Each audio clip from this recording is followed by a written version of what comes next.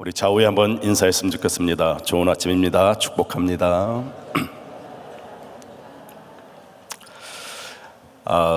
우리 모두는 이런저런 여러 가지 기도 제목들이 있습니다.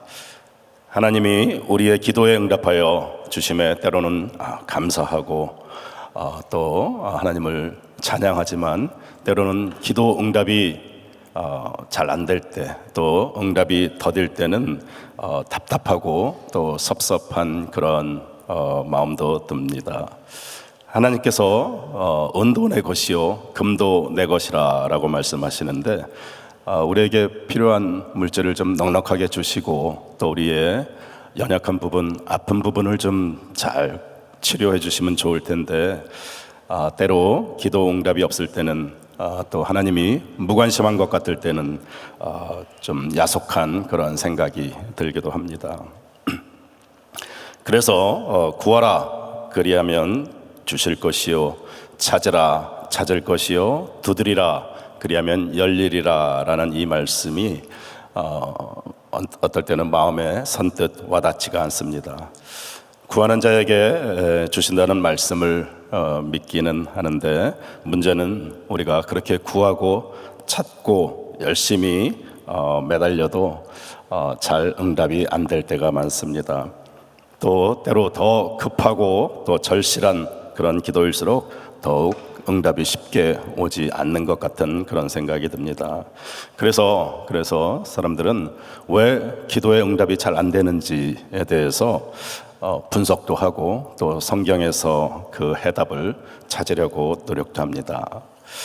야고보서 1장 6절에 보면 오직 믿음으로 구하고 조금 더 의심하지 말라. 의심하는 자는 마치 바람에 밀려 요동하는 바다 물결 같다라고 말씀하십니다.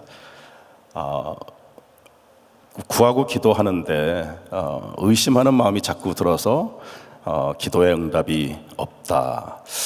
그 말씀이 과연 잘 이해가 또 안 됩니다. 내가 의심하지 않는 것은 내 마음의 확신이지, 내 마음속에 조금의 의심도 없이 믿기만 하면 하나님이 반드시 주실 것이다 라는 그런 말씀, 의심하지 말라 하는 이 야고보서의 이 말씀은 응답될 것을 의심하지 말라라는 그런 말씀이 아니라 하나님의 선한 뜻을 의심하지 말라라는 그러한 말씀입니다. 또 강청하는 기도, 누가복음 18장에 보면 불의한 재판관이 강청하는, 아주 매달리는 그런 과부의 소원을 정말 사람을 무시하고 하나님을 두려워하지 않는 그러한 불의한 재판관임에도 이 과부가 계속해서 와서 기도하고 계속해서 와서 귀찮게 하니까 귀찮아서라도 그 과부의 소원을, 사정을 들어주었다라는 그런 이야기가 나오는데, 우리 하나님께서는 작은 신음에도 응답하시고 또 상한 갈대도 꺾지 않으시는, 꺼져가는 등불도 끄지 않으시는 분이십니다. 우리 하나님은 불의한 그러한 재판관이 아니십니다. 우리 하나님께서는 기도를 얼마나 강하게 많이 하는가 또 적게 하는가에 따라서 기도 응답을 주시나 안 주시나 하는 것은 또 아닌 것 같습니다. 또한 기도에 응답이 안 되는 이유 중에 하나님의 뜻대로 구하지 않기 때문이라고 이야기를 하는데, 솔직히 저희들은 하나님의 뜻을 잘 모를 때가 참 많이 있습니다. 또 정욕에 쓰려고 구하는 기도가 응답이 없다고도 말씀들을 하는데, 우리가 일상생활에서 필요한 것들, 물질이나 생활에서 필요한 그런 건강, 그런 것들이 반드시 정욕에 쓰려고 하는 그런 구하는 기도는 아닌 것 같아요. 그런데 이렇게 기도 응답이 더디고 또 기도의 응답이 잘 안 되는 것 같음에도 불구하고 우리의 삶을 되돌아보면 우리가 참 기도하지 않은 것들도 참 많은 것들을 주님께서 주셨음을 고백하지 않을 수 없습니다. 사실은 구한 것보다 구하지 않은 것들, 기도한 것보다 기도하지 않은 것들을 더 많이 우리에게 채워주시고 또 인도하시고 보호해 주셨습니다. 아마 우리가 지금 누리고 사는 많은 대부분의 것들은 우리가 기도를 하지 않았는데도 하나님께서 다 알아서 가장 좋은 곳으로 채워주시고 또 여기까지 인도해 주셨다는 것을 인정하지 않을 수 없습니다. 오늘 마태복음 7장 9절에서 11절까지는 너희 중에 누가 아들이 떡을 달라 하면 돌을 주며 생선을 달라 하면 뱀을 줄 사람이 있겠느냐. 너희가 악한 자라도 좋은 것으로 자식에게 줄 줄 알거든. 하물며 하늘에 계신 너희 아버지께서 구하는 자에게 좋은 것으로 주시지 않겠느냐라고 말씀하십니다. 저의 삶 가운데 제가 이렇게 되돌아봐도 저의 기도 제목들이 항상 돌을 구하고 또 뱀을 구했던 그런 기도 제목들이 참 많았었던 것 같아요. 어떤 것이 진정한 성공인지도 잘 모르는 채 무조건 많은 것을 소유하는 것이 인생의 성공이라고 생각하고 또 축복이라고 생각하고 그것을 목표로 전심으로 달려갔었는데 하나님께서는 이러한 저의 그 이기적인 그러한 기도들을 돌을 구했는데도 떡을 주시고 또 가장 좋은 것으로 채워주신 주님이심을 고백하지 않을 수 없습니다. 하나님께서는 떡을 달라 하시면 떡을 주실 것이고 또 돌을 달라고 해도 떡을 주시는 좋으신 아버지이십니다. 혹은 기도를 하지 않아도 내게 가장 좋은 것으로 채워주시는 좋으신 하나님이십니다. 부모는 아이가 배가 고프면 가장 좋은 것으로 먹여주고요. 또 추우면 따뜻한 옷을 입혀주지요. 아프면 병원에 데리고 가고 이 아이가 말을 하지 않아도 가장 필요한 것들을 가장 먼저 챙겨주게 됩니다. 우리들이 세상을 살아가면서 우리들이 누리고 있는 것들이 다 기도를 해서 받은 것들이 아닙니다. 돌이켜보면 우리가 기도하지 못했던 것들을 하나님께서는 다 알아서 챙겨주셨습니다. 그리고 우리의 발걸음 다 인도하시고 오늘 이 자리 여기까지 인도하셨습니다. 그래서 저는 오늘 본문 마태복음 7장 7절의 말씀 구하라 주실 것이요 찾으라 찾을 것이요 문을 두드리라 열릴 것이라는 말씀을 통해서 우리가 우리에게 구하고 찾으라고 하시는 하나님의 그 말씀, 기도의 의도를 혹시 우리가 잘못 이해하고 있지는 않는지 그 기도의 의미와 본질에 대한 오해 때문에 기도의 특권과 은혜를 누리고 있지 못하고 있는 것은 아닌지 돌아보고자 합니다. 그래서 첫 번째로 우리가 구하고 찾아야 할 것은 하나님 아버지와의 자녀와의 그 친밀한 관계입니다. 돌을 구하고 뱀을 구하는 우리들의 기도에 떡을 주시고 또 물고기를 주시는 하나님의 은혜에 우리가 단지 하나님을 우리가 원하는 것을 때를 써서 얻어내는 알라딘의 그 요술램프의 지니 같이 아니면 성황당의 고목나무에 절하며 나의 필요한 것을 구하는 것이 기도라고 생각한다면 우리가 기도하면서 잃어버린 것은 우리의 기도 응답이 아니라 하나님과의 친밀한 교제이며 아버지와 자녀와의 소중한 사랑의 관계입니다.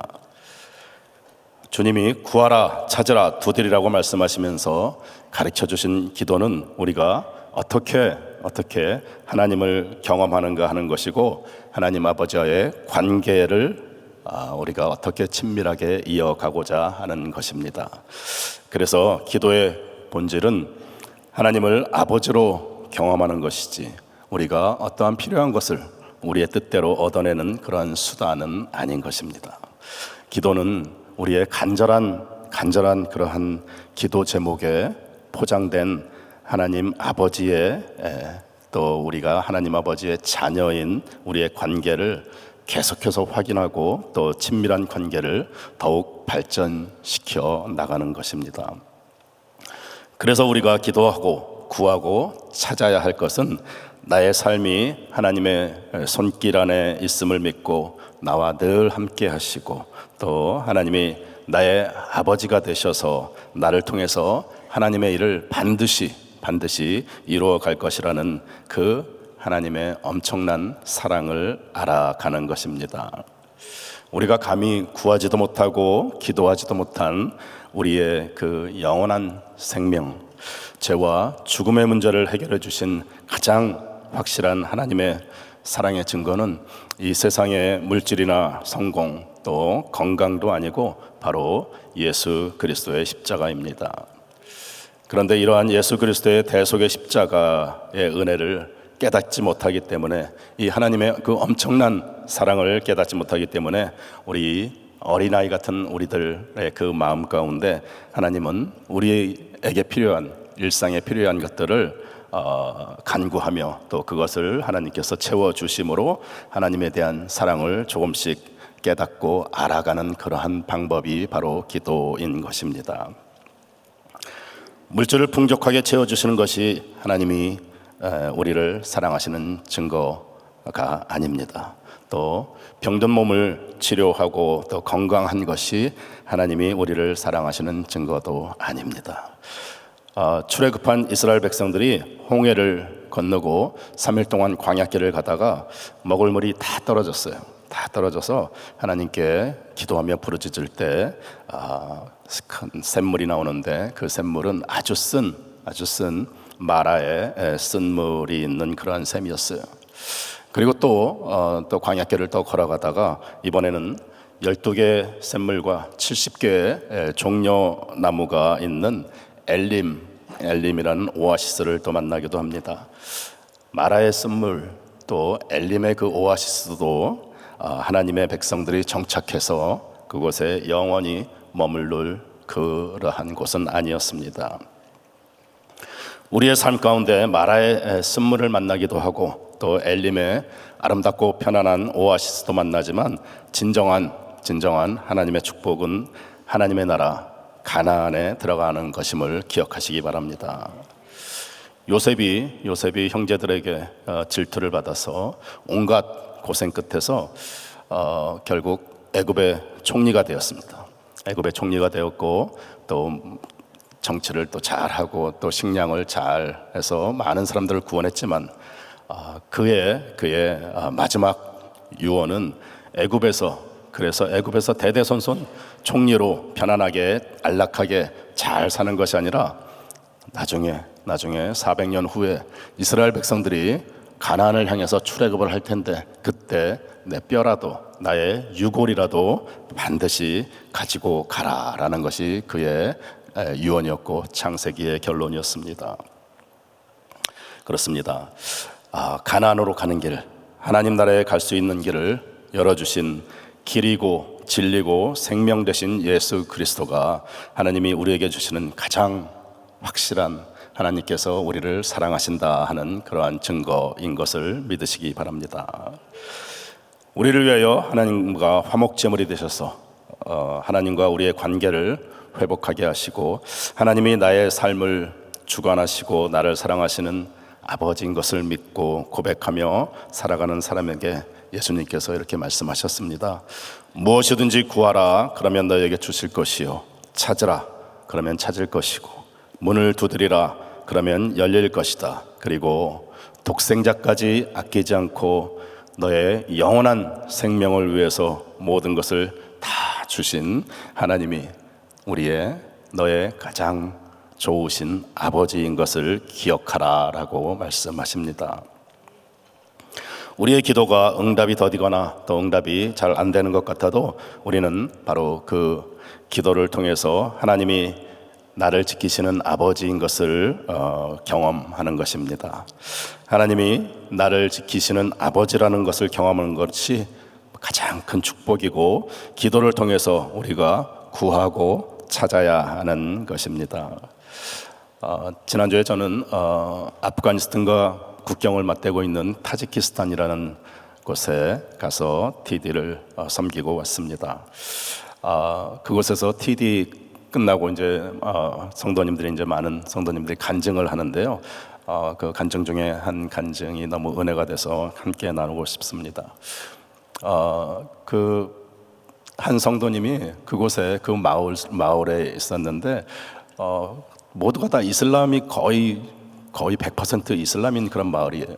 그리고 아주 척박한 땅이고 아무런 선교사님도 없고 아무런 기독교를 접할 수 있는 그러한 기회가 전혀 없는 그러한 마을인데, 이 한 성도가 위성으로 이쪽 캘리포니아에 있는 오들랜드 쪽에 있는 어떤 교회에서 위성으로 방송을 내보내는데, 그 방송에서 기독교 지도자 한 분하고 이슬람 지도자 한 분이 서로 어떤 종교가 더 참된 하나님인가라고 하면서 디베이트하는 그런 프로그램이 있었대요. 근데 이 성도가 그 한밤중에 그 위성 방송을 통해서 그 프로그램을 보고 기독교의 하나님이 정말 하나님이다라고 그렇게 믿고 동네 우물에다가 십자가를 만들어서 세웠다고 합니다. 십자가를 세우니까 동네 사람들이 난리가 나가지고 십자가를 내리고, 누가 여기다 십자가를 세웠냐고 하면서 찾아내서 때리기도 하고 굉장히 핍박을 하고 그랬는데, 또 맞고 또 가서 그 다음날 또 부서진 십자가를 다시 만들어서 세우고 또 세우고 그러다가 자꾸만 그 나무 십자가를 부수니까 이번에는 용접해서 쇠로 십자가를 이렇게 달았다, 그런 이야기를 하면서 간증을 하더라고요. 그런데 우리 GMI 선교사님이 그 마을을 우연히 지나다가 이상하게 그 우물에 쇠로 만든 초라한 십자가가 서 있는 것을 보고 수소문해서 이 성도를 만난 거예요. 그래서 TD에 초청을 하고 와서 이제 TD 끝나고 간증을 하는데, 그 성도님이 하시는 얘기가, 자기가 그 십자가를 세우면서 그 마을에도 참 교회가 좀 하나 들어섰으면 좋겠다 하면서 마음속에 간절하게 그렇게 기도를 했다고 합니다. 그날 간증하면서 이 성도는 우리 선교사님을 만나면서 하나님께서 천사를 자기에게 보내주셨다라고 간증을 하는 것을 보았고, 지금 그 선교사님과 함께 이 마을에 교회를 세우는 그런 작업을 하고 있습니다. 나중에 선교사님한테 들은 이야기지만 그 마을이 1200년 전에 그 우리나라에도 들어오고 중국에도 들어왔던 경교라고 하는 네스토리우스 그 학파가 전한 그 기독교가 처음 이 타지키스탄 마을에 들어오면서 그 마을에 아주 많은 기독교인들이 있었다고 그래요. 근데 이슬람이 1200년 전에 들어오면서 그 이슬람들이 그 기독교 마을을 아예 흙폭탄으로 다 이렇게 덮어가지고 마을을 아예 없애버린 그 마을이라고 합니다. 그 얘기를 들으면서 참 신실하신 하나님께서 1200년 전에 그 하나님의 자녀들이 있었던 그 마을에 다시 이 성도로 하여금 정말 알지도 못했던 이 캘리포니아의 그 교회에서 위성 방송을 통해서 다시 그곳에 하나님의 십자가를 세우고 하나님의 교회를 짓게 되는 그러한 하나님, 참 신실하신 하나님, 그 성도의 그 기도를 외면하지 않으시는 참 좋으신 하나님인 것을 다시 한번 깨닫게 되었습니다. 고난과 환난 가운데에서도 우리의 기도 가운데 구해야 되는 것은 우리의 삶을 지키고 인도하시는 하나님의 뜻이 우리의 삶을 통해서 이루어지는 것을 반드시 기억하시기 바랍니다. 기도의 진정한 목적과 의미는 하나님을 아버지로 경험하는 것입니다. 하나님이 우리의 아버지심을 우리의 삶 속에 경험하는 것입니다. 그래서 우리가 기도 중에 구하고 찾아야 될 것은 아버지와의 친밀한 관계입니다. 그래서 기도는 하나님의 아버지의 자녀된 우리들 자녀들만의 특권인 것입니다. 그리고 두 번째로 우리가 잃어버린 것은 하나님이 우리를 이처럼 사랑하신다는 것입니다. 우리가 기도를 하지 않아도 하나님은 우리의 삶을 지키실 것입니다. 그리고 하나님은 우리의 걸음을 계속해서 가장 좋은 것으로 채워주시면서 인도하실 것입니다. 그런데 기도를 하지 않으면 우리가 놓치는 것은 안락하고 풍요로운 그런 물질이 아니라, 기도하지 않으면 우리가 잃어버리는 것은 아버지, 하나님 아버지의 사랑입니다. 그리고 그 아버지의 사랑이 가득한 곳이 바로 천국입니다. 왜냐하면 하나님은 사랑이시기 때문입니다. 오늘 본문에서 구하라 구할 것이요 찾으라 찾을 것이요 문을 두드리라 열리리라는 이 마태복음 7장 7절의 말씀은 마태복음 우리가 잘 알다시피 마태복음 5장 6장 7장은 예수님께서 이 땅에 오셔서 산상수훈이라고 산 위에서 제자들에게 또 군중들에게 하셨던 직접 천국의 비밀에 대해서 하신 설교의 말씀이, 이 천국의 비밀의 설교의 말씀의 결론 같이 오늘 7장 7절에서 구하라 찾으라 두드리라 라고 말씀하십니다. 하나님께서는 우리에게 마태복음 5장 1절은 이렇게 시작하죠. 마음이 심령이 가난한 자는 복이 있나니 천국이 저희 것이다 라고 말씀을 하시면서 7장 오늘 7절에 가서 구하라 찾으라 두드리라 라고 말씀을 하십니다. 비록 응답이 더디더라도 또 비록 우리가 하나님의 기도가 응답이 되는 것 같지 않더라도 우리가 꾸준히 열심히 기도해야 되는 이유는 우리가 기도를 하지 않으면 응답이 안 되기 때문이 그런 것이 아니라 우리가 기도를 함으로써 우리가 구하고 찾고 두드림으로써 천국의 비밀, 하나님의 풍성한 그 사랑을 경험할 수 있기 때문입니다. 요한복음 10장 10절에는 이렇게 나와 있습니다. 도적이 오는 것은 도둑질하고 죽이고 멸망시키려는 것이요 내가 온 것은 양으로 생명을 얻게 하고 더 풍성히 얻게 하려는 것이다 라고 말씀하십니다.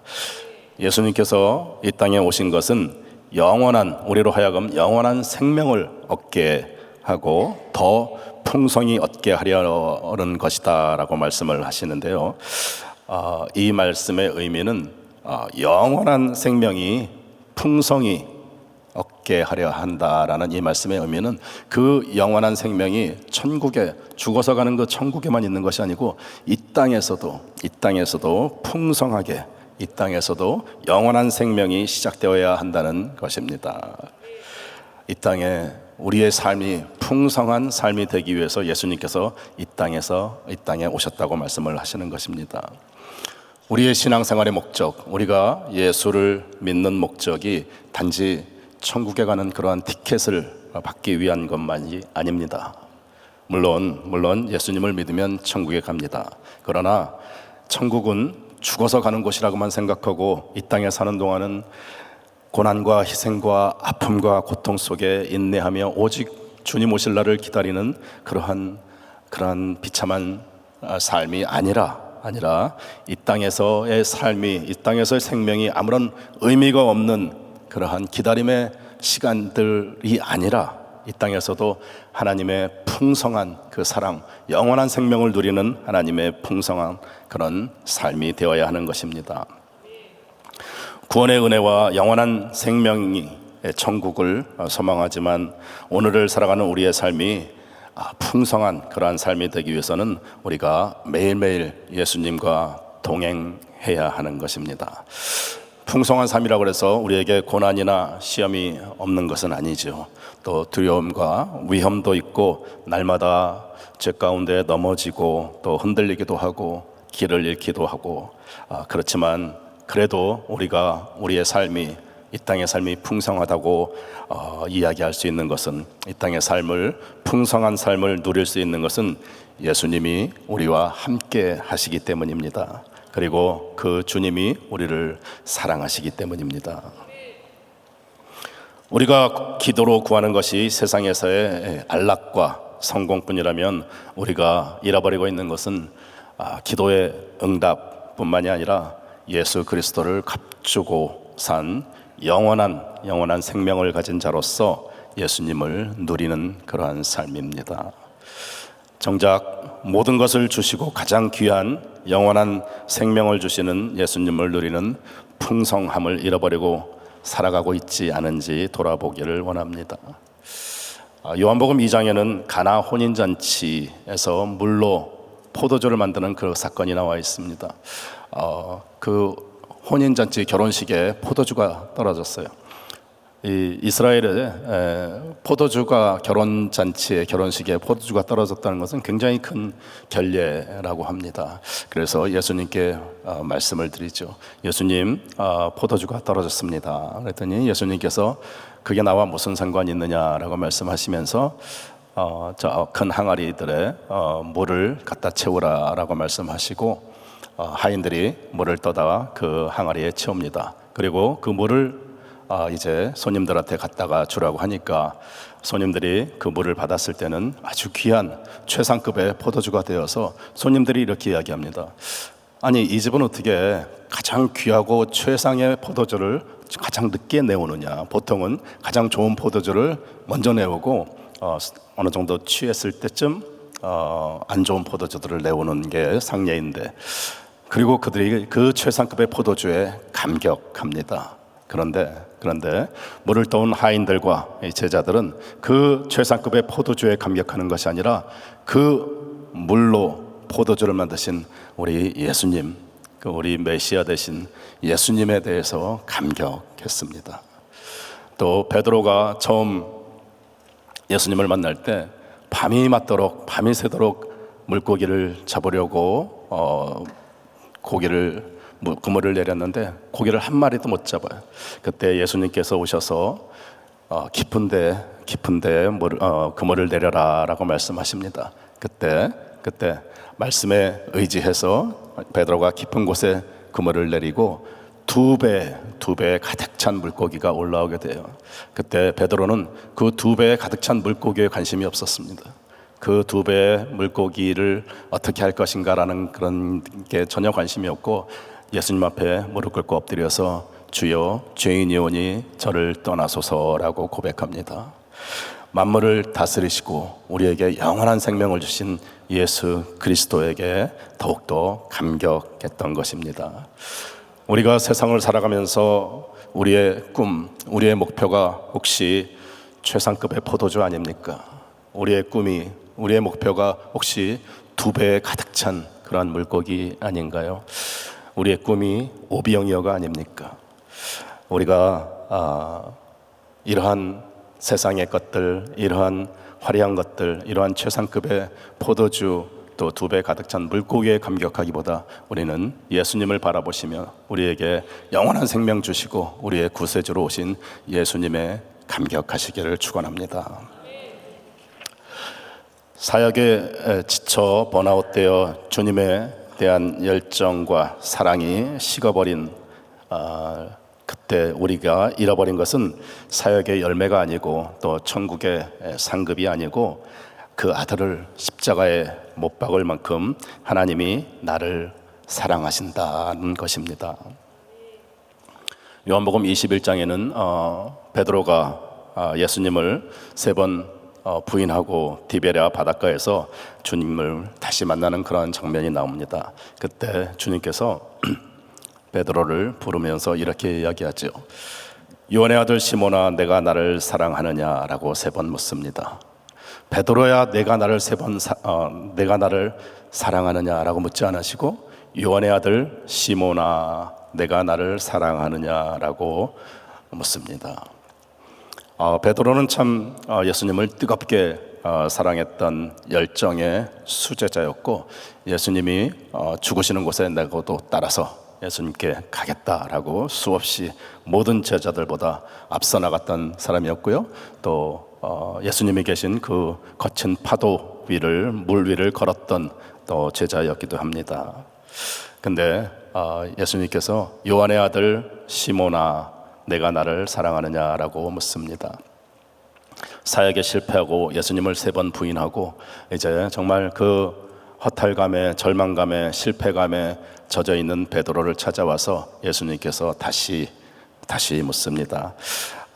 내가 아직도 나를 3번 부인하긴 했지만 내가 아직도 나를 사랑하느냐라는 그러한 위로와 용서의 그런 메시지라기보다는 내가 사역자이기 전에, 내가 베드로이기 전에, 베드로는 예수님께서 붙여진 반석이라는 그 사역의 이름이에요. 근데 요한의 아들 시몬은 이 베드로가 예수님을 알기도 전부터 어린 시절부터 불려졌던 시몬, 그 시몬의 이름을 부르시면서 내가 사역을 하기도 전에, 내가 예수님을 알기도 전에, 우리가 아직 죄인 되었을 때 우리를 찾아와서 우리에게 모든 것을 다 주신 하나님의 그 사랑을 내가 알고 있느냐라면서 요한의 아들 시몬아 내가 나를 사랑하느냐라고 물어보신 이 말씀은 네가 그렇게 열심히 너의 열정과 사랑으로 나를 쫓아오고 너의 최선을 다하고 네가 사랑한다고 그렇게 사역을 열심히 했는데 결국은 실패했지 않느냐 하면서 너의 사랑이 아니라 내가 주님이 우리를 사랑하는 그 사랑을 내가 알고 있느냐라는 그 물음이 요한의 아들 시몬아 내가 나를 사랑하느냐라는 말씀이었습니다. 그리고 베드로에게 물어보신 요한의 아들 시몬아 내가 나를 사랑하느냐라는 이 말씀은 지금 이 시간에도 우리에게 물어보고 계십니다. 어떠한 우리가 갖고 있는, 우리가 주님에게 올려드리는 어떠한 기도 제목, 어떠한 사역, 어떠한 그러한 조건을 떠나서 요한의 아들 시몬아, 우리 귀한 성도님들 이름을 부르면서 내가 나를 사랑하느냐라는 말씀은 내가 너를 사랑하는 것을 내가 아느냐라는 말씀입니다. 그 타지키스탄에서 또 한 분의 간증이 있었는데요. 이분은 어린 시절 12살 때부터 우리 선교사님을 통해서 태권도를 배우고 예수님을 알게 되었습니다. 그리고 성경 공부도 하고 그렇게 잘 믿음 가운데 자라왔는데 그 고향 그 자기 마을 그 원로들 또 어른들이 자꾸 얘가 어디 가서 성경을 읽는 것 같고 그러니까 아마 좀 윽박지르면서 물어봤던 모양이에요. 너 혹시 예수를 믿는 거 아니냐 물어봤더니 아니라고, 너무 자기 혼자 두렵고 무서워서 아니다, 나는 예수를 믿는 게 아니다, 그냥 가서 태권도만 배우는 거다, 이렇게 이야기를 했답니다. 그리고서 이제 시간이 쭉 지나면서 이 성경 말씀, 오늘 이 티베리아 바닷가에서 예수님을 3번 부인한 이 대목을 쭉 읽으면서 꼭 자기가 예수님을 부인하고 예수님을 모른다고 했던 그 기억이 계속 자기를 괴롭혔는데 이 성도님이 이제 어느 정도 자라서 청년이 되었을 때 그 타지키스탄에 큰 내전이 일어나서 이슬람 과격단체 무자헤딘이라는 그 과격단체들이 이 마을을 쳐들어온 거예요. 쳐들어와가지고 큰 총을 이렇게 겨누면서 이 성도님 앞에서 큰 총을 겨누면서 그렇게 이야기하더래요. 너도 예수를 믿는 기독교인 아니냐라고 물어봤대요.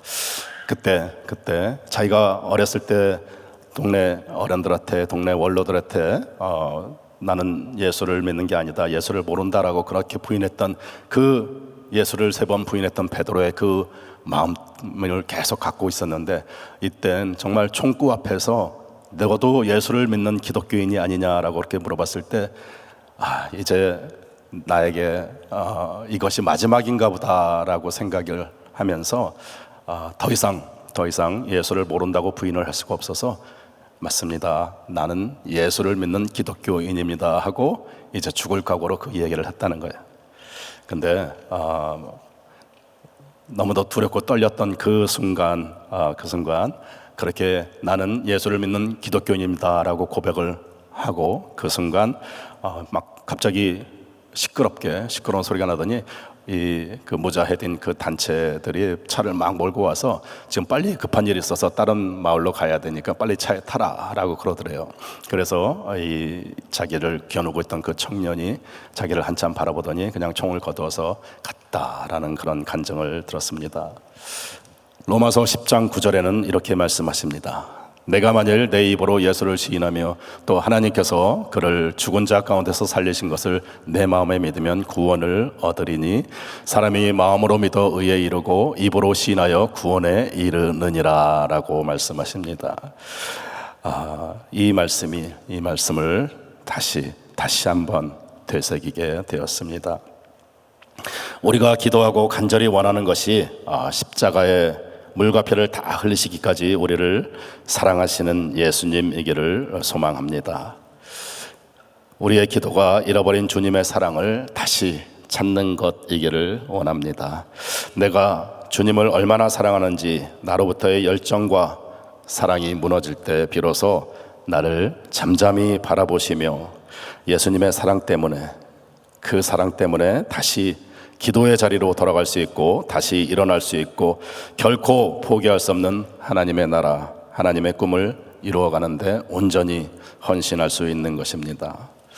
우리의 기도가 예수님의 풍성함과 친밀함 속에서 어떤 위험과 환난 속에서도 주님만 의지하는 담대한 삶이 되기를 소망합니다. 예수님밖에는 아무것도 의지할 것이 없어서 마치 가난한 자 같지만 부유한 자로서 풍성한 예배자의 삶이 되시기를 축원합니다. 주님의 사랑을 의지하며 살아가는 것이 풍성한 삶이고 온전히 예수 그리스도를 누리는 그러한 삶인 것입니다.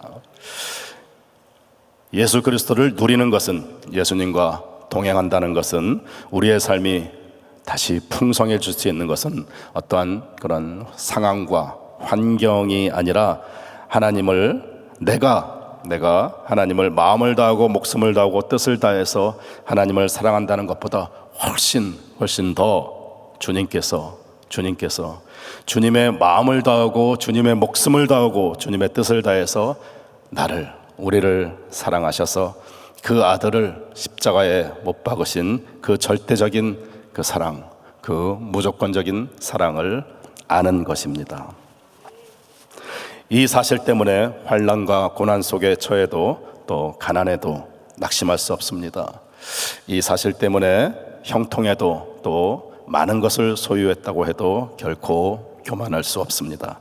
그래서 넘어져도 실패해도 괜찮은 겁니다. 우리는 포기하지 않고 다시 일어설 수 있습니다. 다시 예배의 자리에, 다시 기도의 자리에 설 수 있는 것입니다. 세상이 우리를 감당하지 못하는 것은 주님께서 이미 세상을 이기셨기 때문입니다. 그리고 그 주님이 우리를 죽도록 사랑하시기 때문입니다. 혹시 바쁜 세상 가운데 또 사역 가운데 혹시 우리가 잊고 있었던 것, 우리의 삶 가운데 잃어버린 것, 하나님이 우리를 이처럼 사랑하신다는 것을 다시 한번 깨닫고 온전히 하나님의 사랑을 알아가는 축복이 우리 귀한 성도님들과 함께 하시기를 우리 주 예수 그리스도 이름으로 간절히 축원합니다.